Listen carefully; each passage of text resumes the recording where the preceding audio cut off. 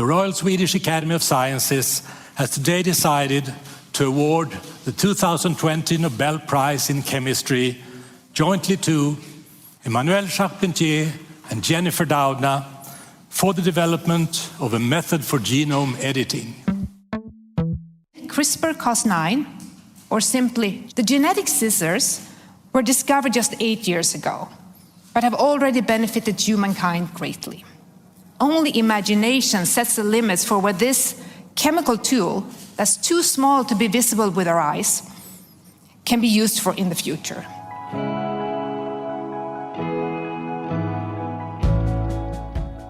Jennifer Doudna and Emmanuelle Charpentier won the Nobel Prize in Chemistry for their discovery in 2011 of CRISPR-Cas9. CRISPR has emerged as a powerful tool for altering DNA sequences with incredible precision, opening up new avenues of research into the treatment of disease. In this episode, we explore the science behind CRISPR as well as its potential. From curing genetic disorders to creating new crop varieties, the possibilities seem endless. But are the expectations too high? Will CRISPR really improve health outcomes? Our four guests today are scientists working to push these gene editing tools to the next frontier. Yes, there are challenges, but all four believe we're on the cusp of a biotechnology revolution. I'm Rachel King, and you are listening to I Am Bio.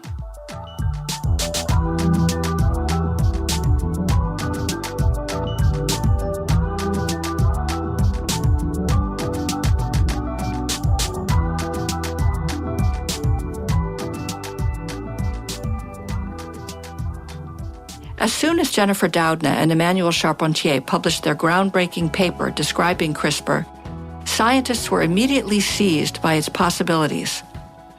Our first guest says CRISPR changed the scientific landscape. My name is Leah Sabin, and I am an executive director at Regeneron. CRISPR has changed everything about the way that we do science. The ability to make genetically engineered mice, for instance, has been really enhanced by the ability to create specific cuts in the mouse genome. The ability to model human mutations in cell lines in order to study them more effectively has been dramatically enhanced by CRISPR.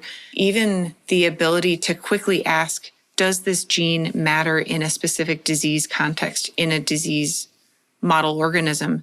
We can very quickly interrogate the role of different genes in different diseases by quickly creating a knockout using this technology.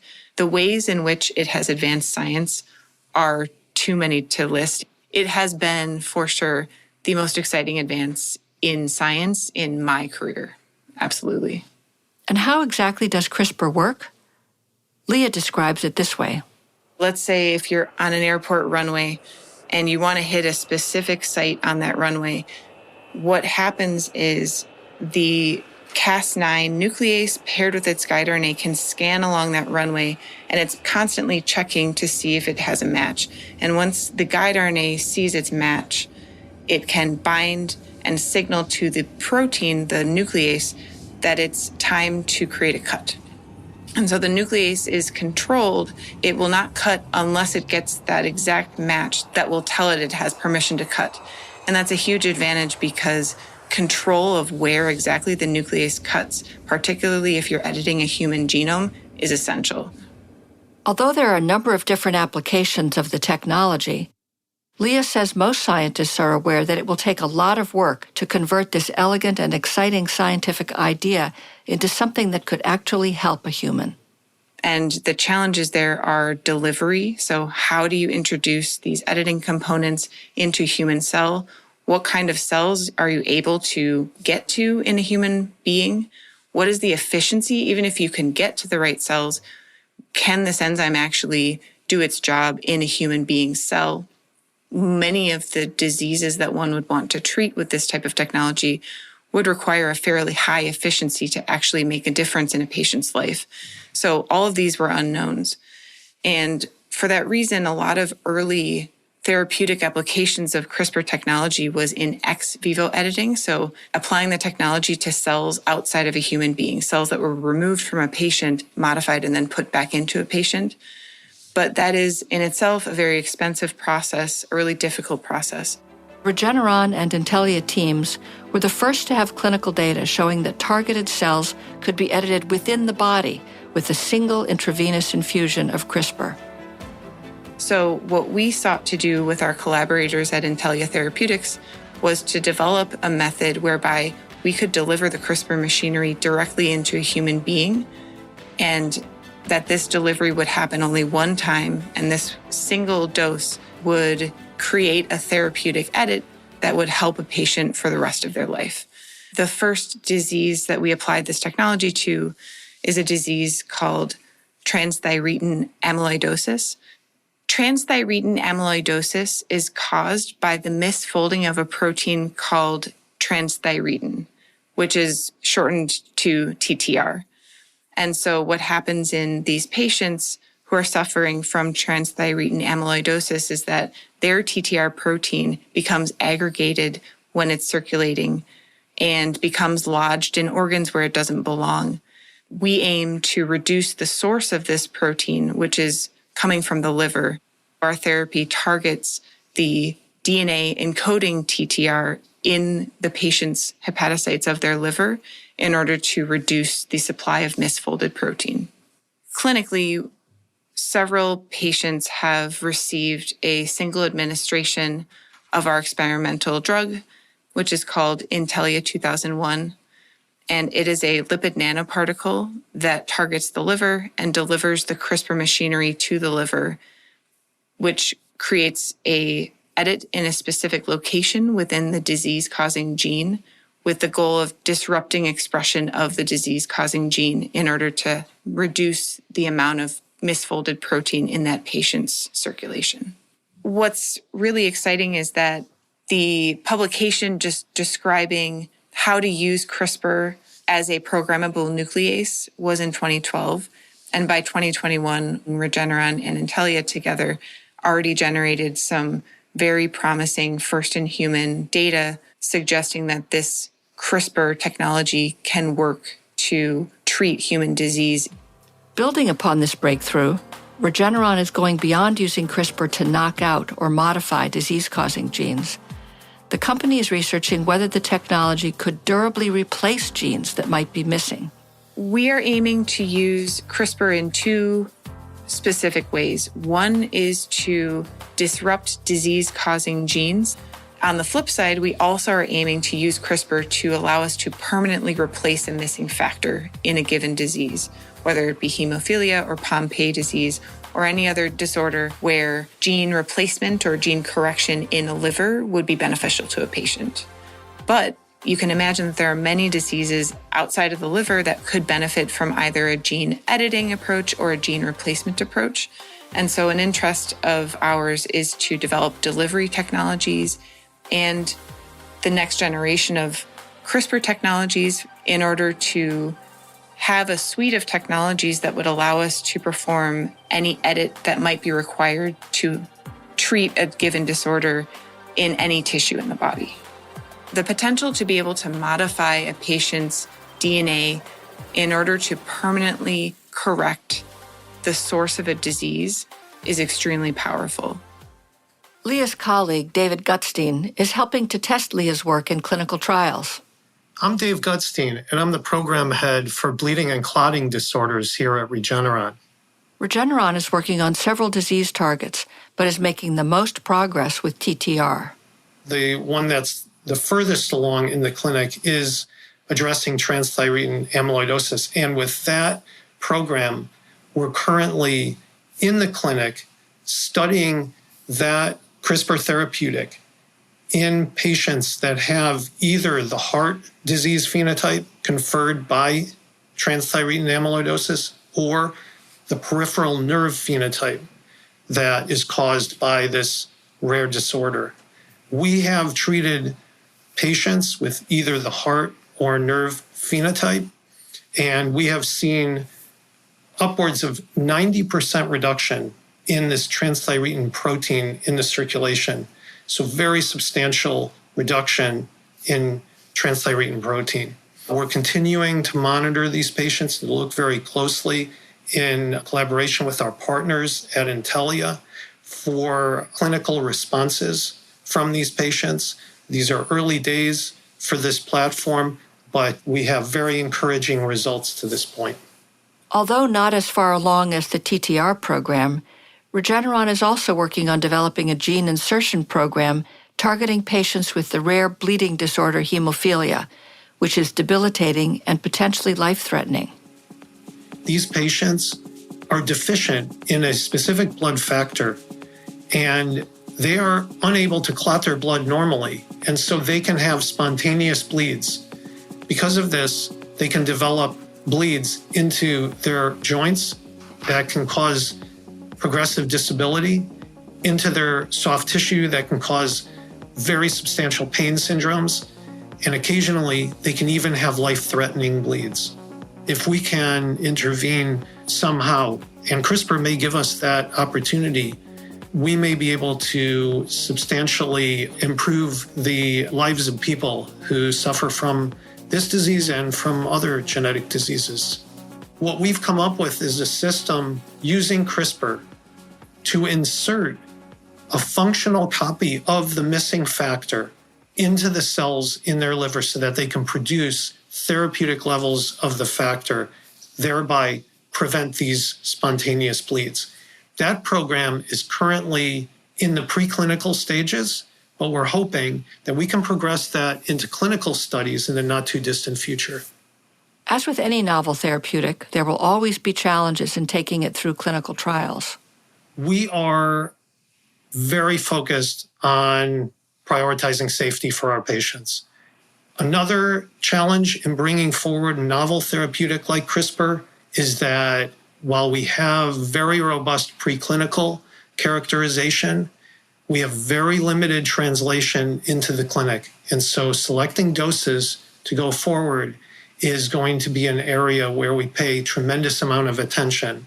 And we're going to be looking very closely at how we can translate data from our preclinical models to predict how we should be dosing in the clinic, at what levels, and in what sort of format. So there are numerous challenges for taking this forward into the clinic. We're working very diligently preclinically to understand all of the aspects that we can possibly glean at that stage before we transition into the clinic with these therapeutics.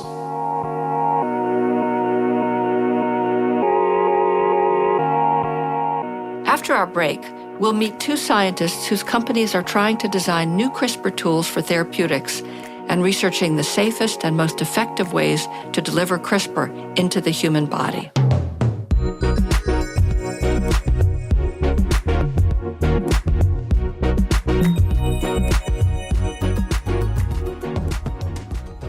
It's not too early to start planning for the world's most influential biotech meeting, BIO 2023. Held in Boston from June 5th through June 8th, the conference will highlight our theme, Stand Up for Science. Come join us to learn, network, and stand up for innovation. Register today at bio.org/events.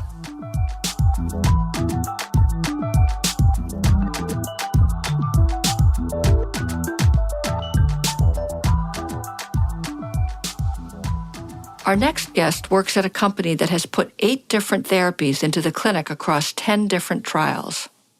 I'm Julie Bruno. I am the SVP of Programs and Portfolio at CRISPR Therapeutics. I think that what it means to translate CRISPR technology into a transformative therapy is really making sure that you've tailored the technology to the disease target.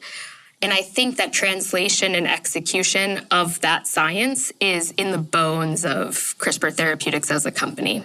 The company has been around for less than 10 years and thus far put 8 different therapies into the clinic across 10 different trials. It's a level of translation and execution of the science and the technology into therapies that, in my opinion, it's pretty unmatched for the size and stage of development. I think that that pace of innovation is only going to continue to be quite rapid as you think about next generation technologies that are building off of CRISPR-Cas9. I am personally very excited to see where all of that goes and how it really impacts and moves the needle for patients who currently are suffering from some very serious diseases. But what CRISPR has really opened up the possibilities for is the actual ability to go in and perhaps correct the underlying disease. And so I think that's what really makes it really special and exciting, is it provides this basis for treatments to be developed for diseases that are very serious, that there historically has not otherwise been a meaningful therapy for. CRISPR Therapeutics is developing a potential therapy with CRISPR for the treatment of severe sickle cell disease. At CRISPR Therapeutics, one of the programs that we have that's furthest along in terms of development is the exa-cel program, an ex vivo therapy for the treatment of severe sickle cell disease. We partner in the development of that program with Vertex. And sickle cell disease is one of those diseases that we talk about when we talk about those that have very high unmet medical needs. So despite the fact that patients suffering from sickle cell disease have significantly earlier mortality and just the ongoing quality of life for patients suffering from this disease, they're having incredibly painful crises and kind of very disruptive ongoing symptoms. Even in spite of all of that, there hasn't been a lot of innovation for treatments for these patients. And so the potential for a treatment like exa-cel is to have a life free of pain. If you look at the most recent data update for exa-cel, the patients that have been treated with it have had a cessation of those pain crises going out past 3 years now, which is really remarkable. I do think that that really speaks to the transformational power of the platform. And if you just take a step back, diabetes, cancer, heart disease, those three disease areas, they account for nearly 50% of the mortality in the world. And that's why for us at CRISPR Therapeutics, working not just to address rare diseases, but also thinking where are the biggest unmet needs for patients is what motivates us on a day-to-day basis. Julie says her company has created a new team that focuses solely on developing the next generation of CRISPR technology. We have a team within the company called CRISPR-X, which was established a little less than a year ago at this point. CRISPR-X is a team that we've set up within the company that's kind of been carved out to be able to look at what are next generation editing technologies that might make sense for specific disease targets. What they're doing is trying to push forward the scientific frontier for what CRISPR and all of the next-gen editing technologies could be used for. Julie's goal is to use CRISPR to address common diseases such as cancer and diabetes. So from the elucidation of CRISPR-Cas9 to today, the world is a completely different place. I actually don't know that there's anything that seems impossible in the future. I would hope that this pace of innovation continues or even quickens. Hopefully 35 years from now, we're sitting here and we're saying those three big disease areas, cancer, diabetes, and cardiovascular, that we've really been able to come up with meaningful therapeutic approaches for them that have changed kind of the way that we think about them. So we've gone from those being accountable for 50% of mortality to really being manageable diseases. That's the sort of thing that the elucidation of CRISPR-Cas9 has really made possible for the world, which is really exciting. This is an incredible scientific revolution of innovation that we're seeing right now. And CRISPR-Cas9 has really opened up the door for that type of impact on patients. And so just continuing to watch how the field pushes forward is going to be incredible over the next, 5-10 years. Our next guest's company pushes the field forward by designing CRISPR technology for specific diseases and is developing new ways to deliver CRISPR to its targeted genes. My name is Benjamin Oakes. I am the co-founder and CEO of Scribe Therapeutics. From Ben's perspective, CRISPR technology has progressed from that first discovery in 2011. While we started out really focused on engineering better versions of CRISPR technology, versions that were safer and more effective at therapeutically relevant doses, we've moved on to actually now taking those better CRISPR enzymes that we've built and we wholly own and turning them into therapeutics. At Scribe, we're an engineering organization that's focused on engineering those CRISPR molecules, taking those bacterial immune systems and turning them into genetic scalpels. Delivery, not being a simple problem, has a multitude of solutions. And it actually depends on what type of disease and or what type of cell you're trying to get into. We have good delivery technologies to get into the liver, and we have delivery technologies to get into the CNS, or the central nervous system, the brain, and the muscle. But there are still many organ systems that we can't deliver these sorts of CRISPR technologies into yet with high efficiencies, and therefore the search for additional ways to deliver is really continuing. We've now proven out the ability of our enzyme systems to work in any delivery technology that we've tried them, and therefore to actually edit the genome in animals in any organ system that we've tried them in. So this includes the CNS, the central nervous system, this includes the liver, this includes muscle, this includes in the eye. And we have programs exploring how best to use genome editing technology in all of these areas, in some instances for rare disease, as we've discussed, in other instances looking at how we can start to modify the underpinnings of much more common diseases. Scribe is creating a set of CRISPR tools that can be used to modify the underlying cause of diseases. We have a diversification happening in the types of tools that are available.